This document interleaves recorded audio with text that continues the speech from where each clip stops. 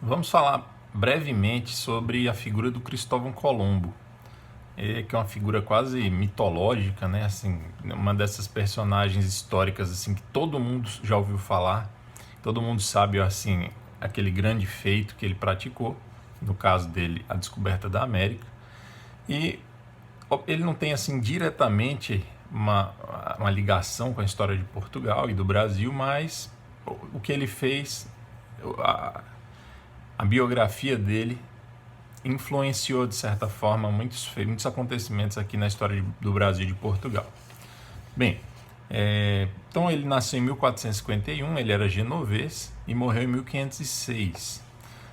Pouco se sabe sobre a história dele, tá? Assim, não há muita informação sobre a história dele. A maioria das informações é de biógrafos posteriores, né? Gente que escreveu sobre a vida dele depois que ele já tinha morrido. E muito do que se escreveu sobre ele nessas biografias carece de documentação. Então é assim, aquela informação de boca. Então, né, não há muita fonte primária, documentos para confirmar o que se sabe ou o que se cogita sobre a vida do Cristóvão Colombo. Tá, então do que se sabe e que é importante aqui para nós, a gente pode dizer o seguinte: provavelmente o Cristóvão Colombo viveu em Portugal durante algum tempo. Parece que ele foi casado com uma mulher portuguesa, que a família era de Porto Santo, uma ilha do arquipélago da Madeira.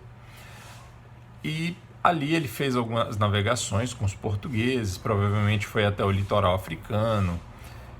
E por algum motivo específico, não se sabe o que, talvez por influência de Toscanelli, que foi um geógrafo italiano, ou por algum outro motivo. O importante é dizer o seguinte: ele se tornou um obcecado pela ideia de viajar no rumo do oeste para o ocidente, saindo da Europa, saindo de Portugal, navegar em linha reta para o ocidente. E ele defendia, ele achava que fazendo isso ele alcançaria as Índias, já que o mundo teria uma forma mais ou menos esférica. E isso não muita gente pensa isso, né? O pessoal às vezes comenta assim que ele era um gênio à frente do seu tempo e ele já sabia que a Terra era redonda. Não, veja, nessa época a esfericidade da Terra praticamente não se discutia mais, era quase que um ponto pacífico. E muitas vezes os manuais didáticos, os professores querem construir a imagem, né, dos opositores, daqueles homens intelectuais, muitas vezes religiosos, que se opunham à ideia do Cristóvão Colombo de viajar para o Ocidente. Então esses homens são tratados como homens de uma inteligência curta, obscurantistas, mas não é nada disso. Isso aí é mais assim uma lenda urbana que se criou, tentando fazer dele um grande gênio à frente do seu tempo, mas que que não teve força para enfrentar aqueles homens bitolados e de olhos fechados que tinham o poder e que o impediram de fazer o que ele queria. Então não faz muito sentido essa versão dos fatos. O que é importante dizer é o seguinte: ele tinha esse plano de viajar, ele queria encontrar as Índias navegando para o Ocidente. Dando a volta no planeta, ele chegaria então na Ásia, no extremo leste da Ásia. Ele tentou com o Dom João II, ele tentou convencer o Dom João II, mas não conseguiu. O Dom João II até achou uma ideia interessante, mas consultou outras pessoas e aí ele acabou negando o apoio. E daí o Cristóvão Colombo não desiste, ele era obstinado, ele vai até a coroa espanhola, também não consegue apoio. Tem aquela famosa cena, né, dos intelectuais de Salamanca ridicularizando ele. Não é muito fiel, vamos dizer assim, essa narrativa, essa versão dos fatos. E ele tenta também apoio na Inglaterra, tenta apoio em Gênova, lá na Itália, de onde ele veio, e não consegue.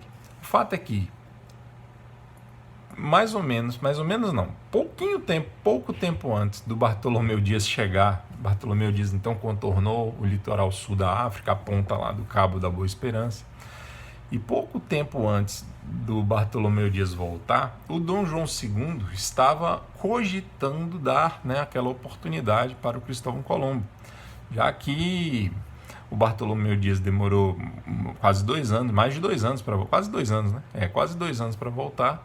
E o Pedro de Covilhã, que tinha sido enviado pelo Dom João II, também ainda não tinha voltado. Então o rei meio que assim, naquela angústia de saber se seus planos iam dar certo, talvez estivesse cogitando dar a oportunidade para Cristóvão Colombo. Mas, pro azar do Cristóvão Colombo, e talvez pro azar de Portugal também, né?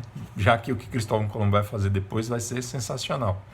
Mas, enfim, para azar de Cristóvão Colombo, quando ele chegou ali, precisamente quando o rei pensava na hipótese de ajudá-lo no seu projeto, o Bartolomeu Dias chega de viagem, com a notícia de que tinha contornado a África e de que agora era possível atingir as Índias. E aí, obviamente, que o Dom João II, para que arriscar numa viagem totalmente sem nenhuma experiência, sem nenhuma... Não havia nenhuma tentativa tinha sido feita ainda de navegar diretamente para o Ocidente para atingir as Índias, e os portugueses passaram 100 anos tentando contornar o continente africano. Então é lógico, Dom João II se apegou àquele projeto que era mais palpável, que era mais seguro, que era mais concreto.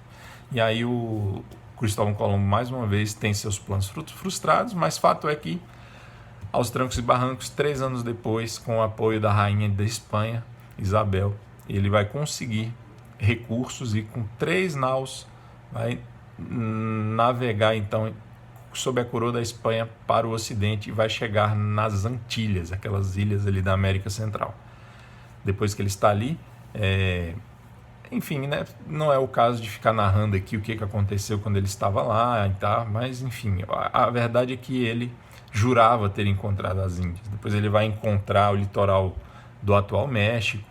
E ele, assim, né, ele ficou cego para as evidências. E por mais que houvesse indícios de que aquela ali era uma terra nova e não as Índias que ele estava querendo atingir, ele vai morrer crendo que tinha alcançado as Índias, lá da Ásia, e não um novo continente. Esse fato é marcante, a descoberta da América, né, obviamente vai transformar tudo na humanidade, né? Vai ser um fato desses que muda o rumo das coisas. E no que se refere a Brasil e Portugal, uma coisa que vai ser concretamente inaugurada, que é a concorrência entre Portugal e Espanha nas grandes navegações. Porque a Espanha agora fez um feito à altura do que os portugueses já tinham feito. E aí, é por causa dessa disputa, dessa corrida entre Portugal e Espanha que 2 anos depois vai ser assinado o Tratado de Tordesilhas, tá? Então vamos segurar aqui, porque se eu começar a falar agora do Tratado de Tordesilhas, esse vídeo vai ficar muito longo. Então no próximo vídeo eu gravo aí sobre do que se trata esse tão conhecido acordo ou Tratado de Tordesilhas. Um abraço.